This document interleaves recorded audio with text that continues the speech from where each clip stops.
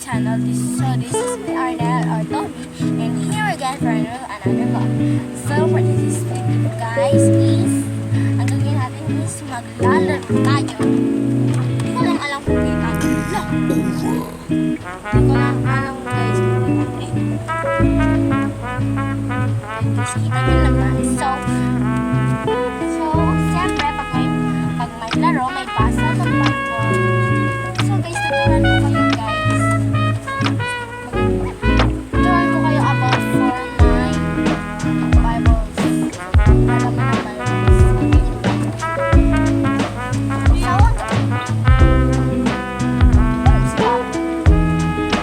So guys, ang gagawin natin is tayo ng raffle and hindi ko lang alam kung ano pinagsusulat ko. So, and ang lalaroin natin is Bible study. So, bago muna pang lahat, don't forget to like, share, and hit the notification bell para tinad ka whenever you upload new video. So, sana natin. Ayan po guys. So, ang gagawin natin is starts na tayo. So, hindi po guys sasali yung kapit ko. So, ako lang maglalaro. So, kukuha tayo ng tatlo. Ay, dalawa. Tapos, gagawin is,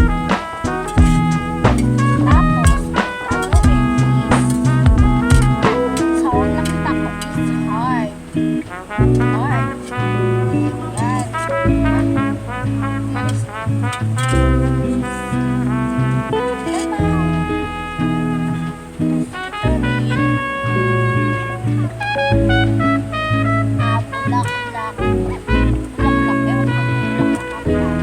So, next naman natin.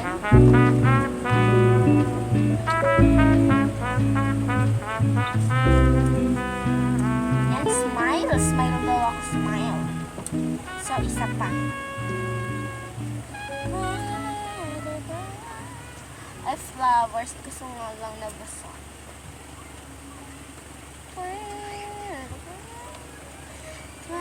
So, isa pa. Tatlo pa. Siguro mga dalawa pa. Happy ring! Happy! Happy! Happy! Happy!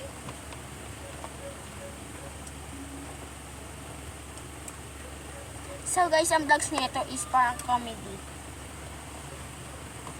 Guys, you know that,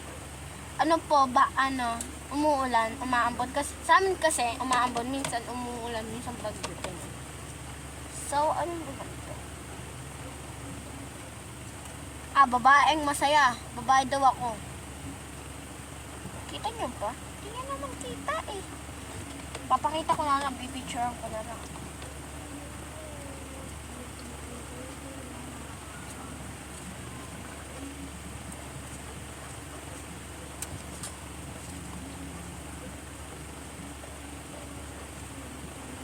Ano ito? Chef? Guys, ano nga to? What is this? What do you think?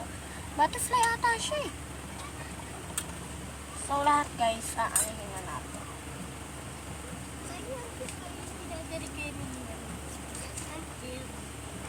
Ito, si Melody.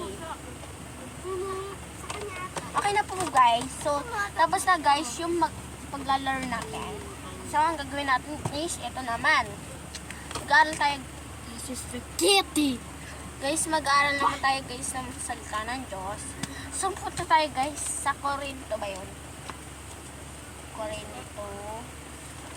First Corinto. I need Corinto. Corinto 7.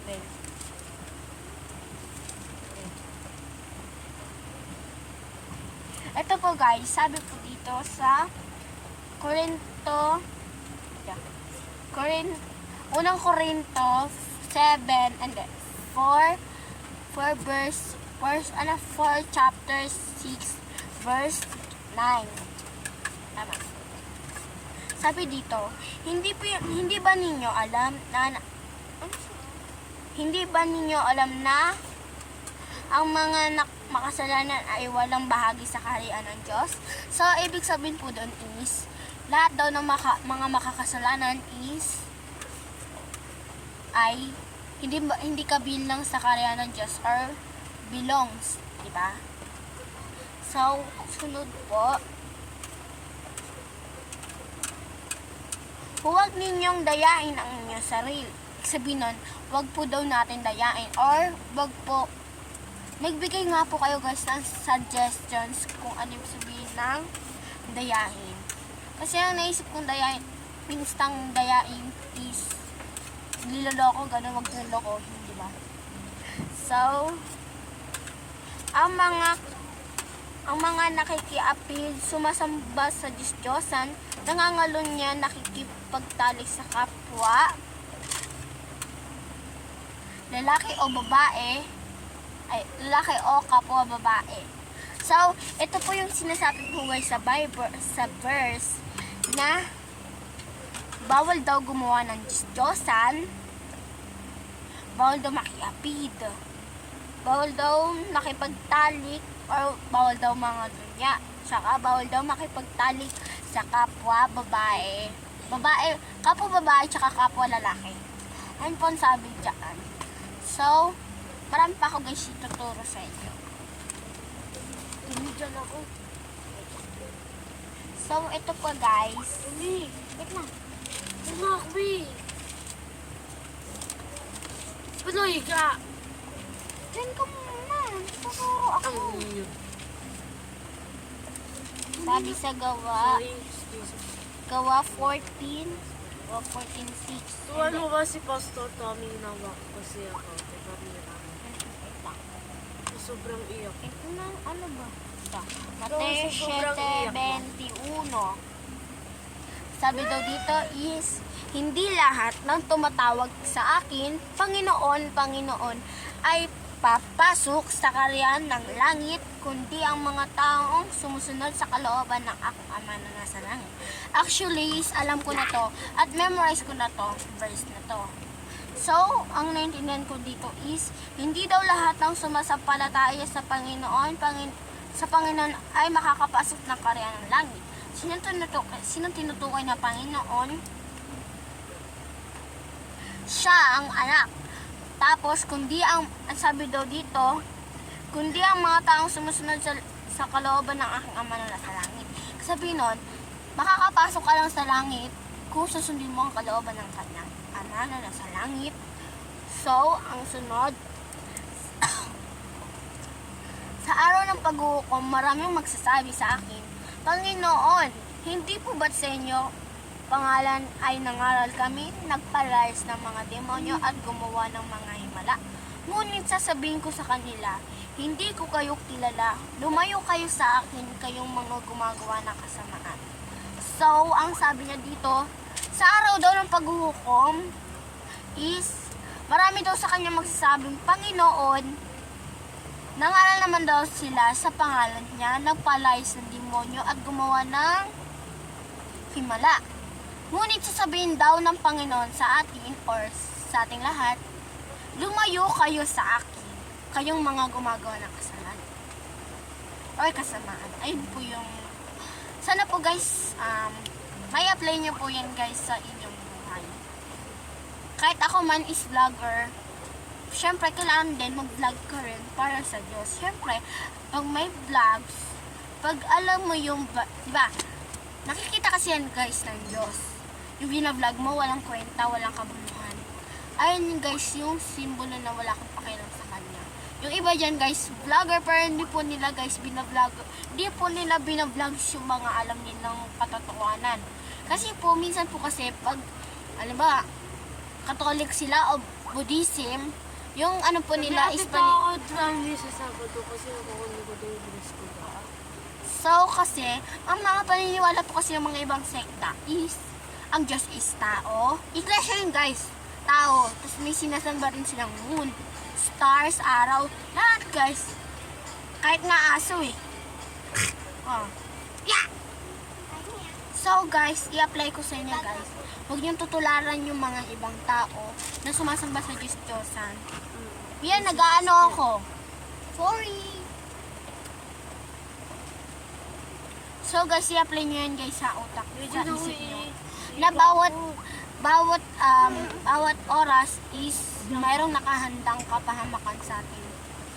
Is ang gusto na naman guys ng Panginoon is maligtas tayo at hindi tayo mapahamak. Ngunit ang ginagawa natin is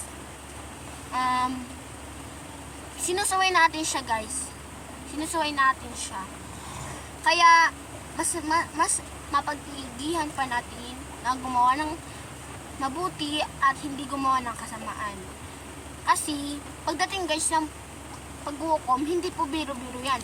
I-rapture yung mga mabubuti or yung mga may natitirang puso.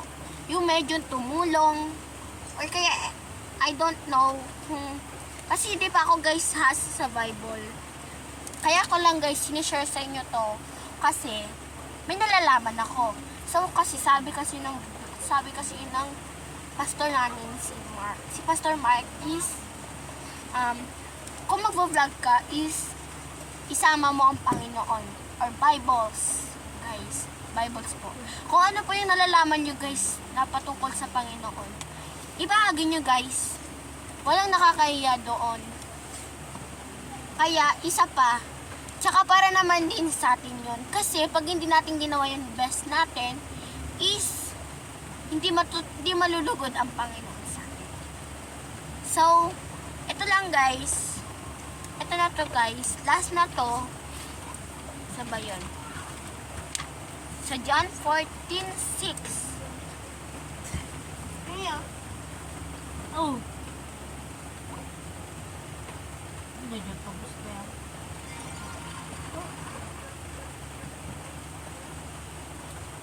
John 14:6. John 14:6.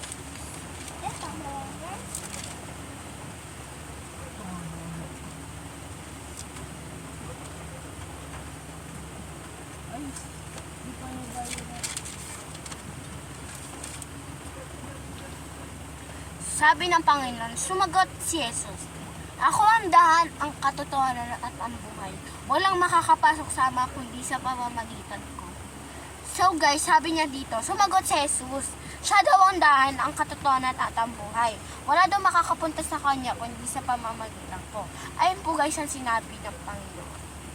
So, bilang pagbabakas po is pagsikapan po talaga natin guys na may apply sa ating buhay na hindi po lahat ng oras is panghabang buhay or ang earth natin is hindi panghabang buhay kasi lahat po guys ay dumadating sa kamatayan guys. Ayun po yung totoo.